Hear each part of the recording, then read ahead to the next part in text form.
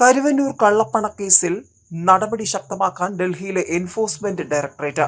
ഇതിന്റെ ഭാഗമായി ഇഡിയുടെ കൊച്ചി യൂണിറ്റ് മേധാവിയെ ഡൽഹിയിലേക്ക് വിളിച്ചുവരുത്തി കാര്യങ്ങൾ ആരാഞ്ഞു.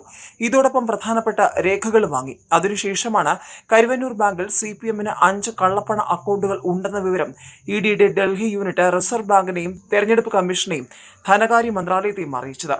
കൊച്ചി യൂണിറ്റ് പോലും അറിയാതെയായിരുന്നു നീക്കം. കേരളത്തിൽ തെരഞ്ഞെടുപ്പ് വേളയിൽ ഇഡി പിടിമുറുക്കുന്നതിനെ ഏതു വിധേനയും പ്രതിരോധിക്കാൻ CPM ശ്രമം തുടങ്ങി.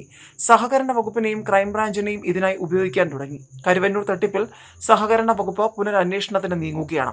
തെരഞ്ഞെടുപ്പ് കഴിയും വരെ കരുവന്നൂർ പ്രശ്നം ഉയരാതിരിക്കാനായുള്ള സമ്മർദ്ദത്തിന്റെ ഭാഗമായി ക്രൈംബ്രാഞ്ച് കേസിൽ തങ്ങൾ പിടികൂടിയ രേഖകൾ ഇഡിയിൽ നിന്നും തിരികെ കിട്ടണമെന്നാവശ്യപ്പെട്ട് ഹൈക്കോടതിയെ സമീപിച്ചു.